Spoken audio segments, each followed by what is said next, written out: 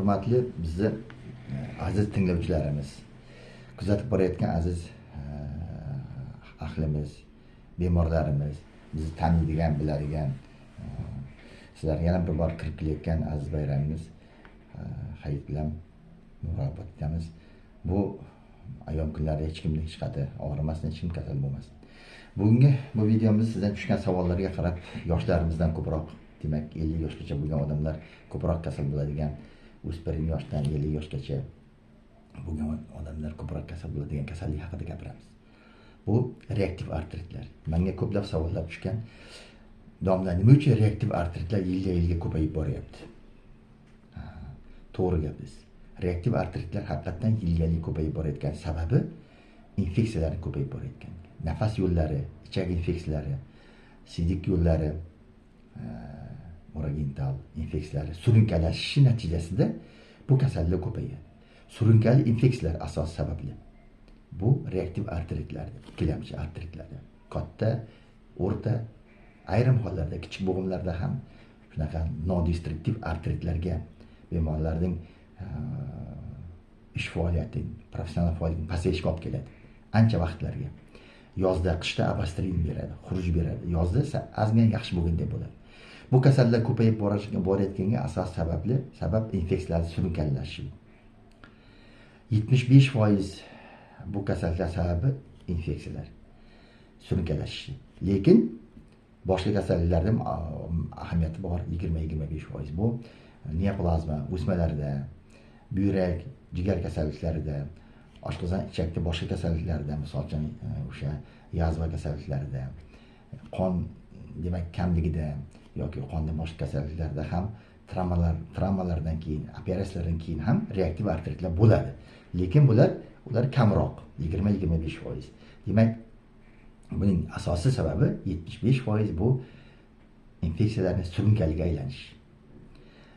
Hamma infeksiyalar deyarli, nafas yo'llarining infeksiyalari, mana bunaqa streptokok, stafilokok, pnevmokok, gemofilniya palochka, serogenonia palochka, mikoplazma, bular hammasi nafas yo'llarining viruslari, hammasi rotavirus, rinovirus, paragrip, grip, hamma viruslari ham, bular ham hujayra ichida yashaydigan infeksiyalar, bular ham demak surunkalashib yillab davomida bemorda reaktiv artrit, ikkilamchi artrit chaqirib bezovta qilib keladi.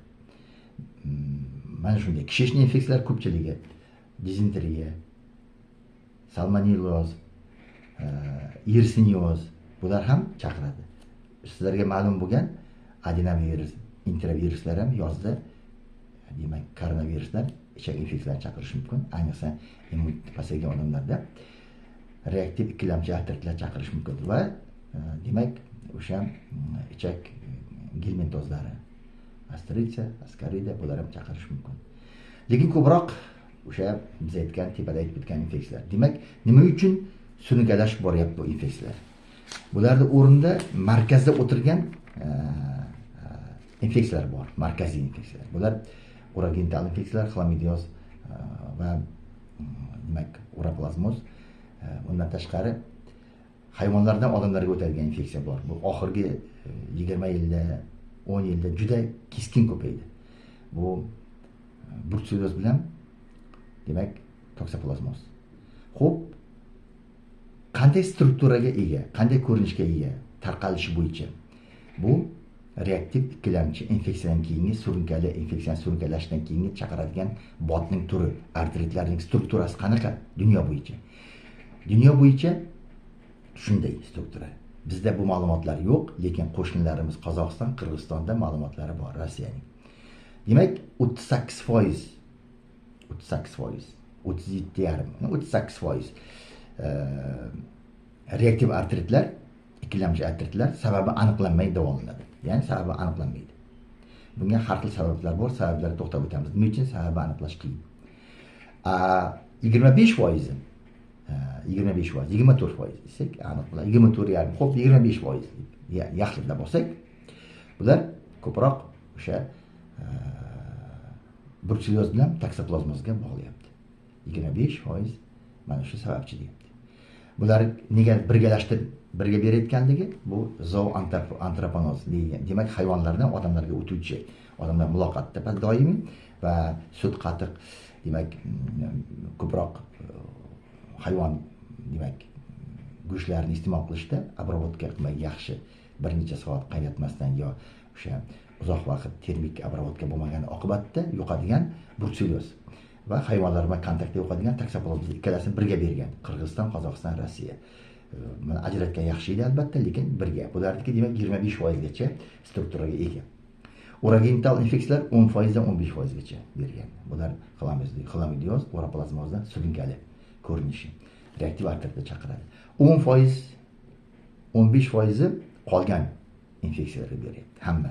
Demak, nafas yo'llari, o'tka yo'llari, biz aytgan ichak boshqa infeksiyalar. Mana shunday strukturaga ega. Eng katta albatta ko'rsatkichlardan biri, mana ko'rib turibsiz, oxirgi yillarda bu toksoplazmoz bilan brutselyoz. Toksoplazmozda xalqimizda mushuk kasalligi edi, kuchuk mushukdan kontaktda yo'qadi. Buning hayvonlarda qilinadigan прививкасы, emlashi yo'q. Lekin hayvonlarga antibiotik berilishi kerak. O'sha makrolitlar berilishi kerak. Demak, har o'sha yilda 2 marta tarqatilishi kerak. Hamma hayvonlar hisobda turish kerak, tarqatilishi kerak. Lekin bizning fikrimizcha toksoplazmozga nisbatan ko'proq brutselyoz tarqalgan. Mana bizda, meni praktikamda har oyiga bir nechta yangi случай bo'ladi. Brutselyoz keng tarqalganligi uzoq yillar bu granuloma, mayda granulomada limfat tugunlari saqlanadi. Immunitetni tushishini kutadi. Toksoplazmoz ham shunday, boshqa infeksiyalar ham shunday. Lekin brutselyoz yaxshi o'rganilgan ittifoq davrida. Bunga qarshi ittifoq birinchi bo'lib, o'sha ittifoq davrida emlash jarayon qilingan. Hamma hayvonlar 2 marta emlanar edi. Buning oqibatida brutselyoz keskin pasaygan. Agar brutselyoz aniqlansa, u hayvonlar go'shti, demak, uzoq termik obработка bo'ladigan o'sha tushonkalarga yuborilardi. Tushonka uzoq termik obработка bo'ladi, 2-3 soat. Shuning uchun va maxsus tayyorlanadi. Shuning uchun bunda brutselyoz bo'lmaydi. Agar 2 soatdan ziyod qaynatilsa, maxsus termik obработка bo'lsa, shunday qisqa qovuriladigan, qisqa qilinadigan hayvonlarda, demak, o'sha go'shtda bu o'lmaydi. Sovuq 24 gradusdan baland 1 soatda vafot etadi. Shuning uchun ham shimoliy o'lkalarda brutselyoz tarqalishi nisbatan past. Issiq iqlimlar kelgan sari bu ko'payadi. Demak, brutselyoz shunday ko'pligi, ahamiyati shunda. Uni surunkалashuvida. Toksoplazma ham xuddi shunday. Artritlari og'ir kechadi. Qishda, kuzda, bahorda qo'ziydi artritlari. Katta bo'g'imlarni zararlaydi. Buni adashib boshqa diagnozlar qo'yish mumkin. Bunda o'sha IFA, qondagi antitella aniqlash kerak, organizm qarshiligini, va PCR. Bu laborator tekshiruvlar hamma yerda yo'qligi oqibatida bu ko'payib boryapti.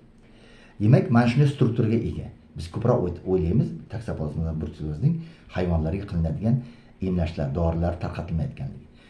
Buni shu o'rinda aytib o'tish joiz. WTO degan jahon demak savdo qo'mitasi, organizatsiyasi bor. Bunga qo'shni mamlakatlarimiz kirgan. Qirg'iziston, Qozog'iston, Rossiya ham kirgan edi. Qozog'iston, Qirg'iziston kirganligi uchun bular hayvonlarni emlamay qo'ydi. Ham bizda ham xuddi shunday emlash deyarli yo'q. Hamma hayvonlarni 2 marta emlash kerak brutselyozga qarshi. Toksoplazmaga qarshi hamma hayvonlar hisobda turib analiz olinib, demak, analiz olmasdan bo'lsa ham 2 mahal yiliga antibiotik berishga bu qilinmaydi. Ayniqsa emlash. Brutselyozga 90% effektivni emlash bor. WTO, Jahon savdo organizatsiyasi buni bekor qiladi. Emlash qilinmaydi. Buning oqibatida ham hozir balki shuning ta'siridami, balki shundaymi, bizda qishloqda odamlar qo'lida bo'lgan hayvonlar, fermerlar qo'lida ham emlanishi qiyin qilinayotganligi haqida ma'lumotlar kam. Ayniqsa odamlar qo'lida bo'lgan hayvonlar, katta shoxli hayvonlar emlanish kerak. Emlanmasa xavfli. Sut ham xuddi shunday pasteurizatsiya qilingan bo'lishi kerak. Ya'ni o'sha 60-70 gradusda 40 minut undan ziyod va qaynatilishi kerak. Go'sht mahsulotlari yaxshi obработка bo'lishi kerak. Ayniqsa bu kolbasalar juda kam obработка bo'ladi biz eshitishimiz bo'yicha. Sosisklar uzoqroq qaynatish mumkin. Demak, kamida 2 soat termik obработка bo'lgandan keyin mana shashliklar, boshqalar immuniy xavfli hisoblanadi. Mana men bilmayman, bozorlarda go'shtlar tekshiriladimi yo'qmi brutselyozga, lekin tekshirilishi kerak. juda xavfli bu, juda ko'payib boryapti haqiqatdan. Artritlar og'ir kechadi, davolash ham qiyin. Taksoplazmozda tuzalish tezroq bo'ladi nisbatan ta'sirchan. Bruselloz ko'pchilik antibiotiklarga demak o'ziga xos ta'sirchanligi pasaygan fermentlar ishlab chiqib olgan. Xuddi mana tuberkulyozni tuberkulyoz ham chaqirdi artrit, lekin u tuberkulyoz diagnostikasi ancha yaxshi yo'lga qo'yilganligi uchun bu ma'lum uchida turadi bemor. Bu bruselloz, taksoplazmoz, boshqa infeksiyalar chaqirilgan artritlarning ro'yxatga olinmaydi, hisobga olinmaydi. Shuning uchun bu ham bitta sababi. Demak, tushundik. Sababi mana shunday keng tarqalganligiga demak infeksiyalar hisobga olinmasligi, tizimli davolanmasligi, uzoq davolanmasligi, tashxisni diagnostikaning past darajada ekanligi katta ahamiyatga ega. Hamma infeksiyalar gumon qilinganda organizmda uni antitelasi aniqlanishi kerak va o'sha demak polimerazli tsepная reaksiya PCR deyiladi. O'sha infeksiyaning genomi aniqlanishi kerak. Ya'ni shu infeksiyaning o'zi aniqlanishi kerak. PCR deyiladi. Polimerazli tsepная reaksiya. Immunofermentli reaksiya bu o'zimizda organizmda ishlab chiqqan shu infeksiyaga qarshi antitela. Ikkita laborator analizi hech bo'lmaganda qilinishi kerak. Mana shu yo'lga qo'yilishi kerak va shifokorlar, ayniqsa oilaviy shifokorlar artritlarga e'tibor bilan qarash kerak. Artritlar faqat bo'g'imlarda emas, ichki organlarda ham zararlab boradi. Demak, ichki organlarda bo'lgan infeksiyalar ham o'ziga xos maskada yopilgan holda xuruj beradi. Shuni oqibatda demak bo'g'imlarda xuruj ustunligi uchun buyraklari shamollashi, nafas yo'llari shamollashi, ichaklari shamollash bo'lgan belgilarda bemor e'tibor qilmaydi. Menga kelgan bemorlarda men anamizni yiqqanda savol javob qilganda o'zimga chaqiraman. Shuning uchun murakkab hollarda savol javob qilganda bilaman. Shu bemorda vaqt-vaqtida ich ketadi, qorni og'riydi, ayrim ilgari normal hazm qilgan ovqatlariga bo'lgan demak niperinasimist demak nojo'ya ta'sirlar paydo bo'ladi. Mana bular ham oshqozon ichakdagi o'sha yallig'lanishlar borligini, xuruj berganligi alomat beradi. Yil davomida emas, vaqti bilan, ayniqsa salqin tushgandan keyin. Umuman surunkali hujayra ichida yashaydigan infeksiyalar bular uzoq yillar o'zini bildirmay yurishi mumkin. Mana qaraysiz, inson soppa-sog' o'sha qandli diabet bo'lgandan keyin, qarishda boshqa alomatlar bo'lgandan keyin, yurak kasalligida bo'lgandan keyin, buyrak yo jigar yo gepatit bo'lgandan keyin infeksiya ro'yobga chiqadi. Ayniqsa qandli diabetdan keyin. Birdan oyoqlarda og'riq, artritlar, bilib olgani osteoartrit. Buni sababini tekshirish. Bu odam mana yaqinda endi kasal bo'lmagan hech qanaqangi axtarish, qanaqa infeksiyalar bilan kasallangan ko'proq. Buyrak yo'llari infeksiyasi, buyrak yo'llari, oshqozon ichak, agarda qishloq xo'jalik mahsulotlari bilan shug'ullangan bo'lsa, albatta bruselloz, taksoplazmozga tekshirilishi kerak. Juda ko'payib ketyapti bruselloz va maskalari ham ko'p.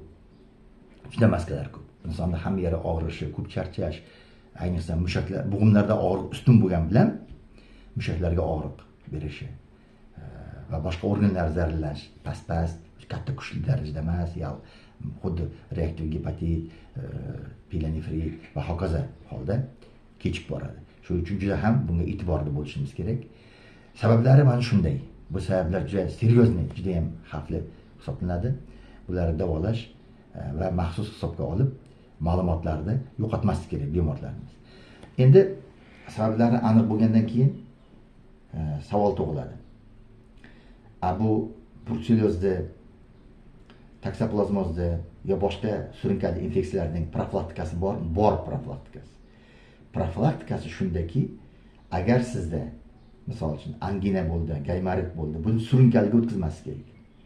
Avvalambor antibiotik ichishdan oldin o'sha og'rigan joydan smif olib ekish kerak. Misol uchun gaymarit bo'lsa burun yo'llarida, tomoq bo'lsa anginadan, sistit yo boshqa bo'lsa o'sha yerda ekishga olish kerak. Juda katta ahamiyatli. Agar sizda o'sha tushunarsiz og'riqlar bo'g'imlarda yilda takrorlanadigan bir necha marta, mushaklarda og'riqlar, ko'p charchashlar va hokazo belgilar paydo bo'layotgan bo'lsa, unda bruselloz, taksoplazmozni tekshirish kerak. Bu qiyin emas. Juda qimmat ham emas. Lekin aniq 99% aniq tashxis qo'yiladi. Agar shunday titrlari va PCR musbat yoki slaviy musbat chiqsa, siz maxsus antibiotik terapiya olishingiz kerak. Antibiotiklar ham standartlarda ko'rsatilgan. O'sha infeksiyalarni davolashga ko'rsatilgan. Buni infeksionist bilan birga olib boriladi. Даже o'sha mahalliy hayvonlar ham previvka emlash olish kerak, antibiotik olish kerak. Agar hayvonlarda titr baland chiqsa, veterinarlar hal qiladi bu hayvonlarni, demak yo'q qilishdi. Mana shunday gaplar. Ayniqsa o'sha qo'shnilarimizda endi savol tug'iladi. Qanchalik darajada tarqalgan? Mana bizda O'zbekistonda ma'lumot yo'q. Bruselloz toksoplasmozdan aniq tarqalganiga. Qozog'iston, Qirg'izistonda bor. Umuman aytganda men gapirmasdim, majburman aytib o'tishim kerak. Bruselloz toksoplasmoz tarqalishi bo'yicha Ispaniya davlati birinchi o'rinda turadi. Bir yilda 100 mingta yangi bruselloz aniqlanadi. Qirg'iziston ikkinchi o'rinda turadi. Bruselloz tarqalishi bo'yicha. VTOga kirgandan beri mana qanday yaxshilik bo'ldi. 50 mingta Qirg'iziston mamlakati. Qozog'istonda ham shunday 50 mingtadan oshiq har yiliga yangi bruselloz aniqlanadi. Toksoplasmoz ham xuddi shunday. Bu mamlakatlar, misol uchun Qozog'iston hozir Qirg'iziston bilan kurashyapti, ikkinchi o'ringa bruselloz tarqalishi bo'yicha. Bu mamlakatlar bizning qo'shnimiz, qardosh xalqimiz.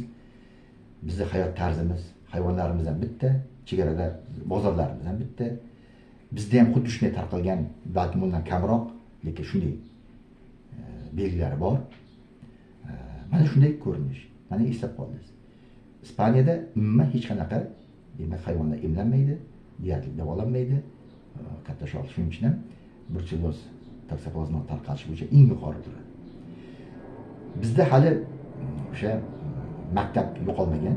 Bizlar hali demak hamma ishimizni to'g'rilab olishimiz mumkin. Faqatgina bemorlar hisobga olinishi kerak. Avvalambor to'g'ri tashxis qo'yilishi kerak.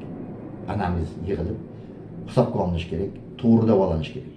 Va 1 yil davomida kamida tuzalgandan keyin, qonda topilmaganda tuzalgandan keyin 6 oy 1 yilda tuzaladi, tuzalgandan keyin har yiliga 2 marta, 1 marta qon topshirib turish kerak, bir necha yil.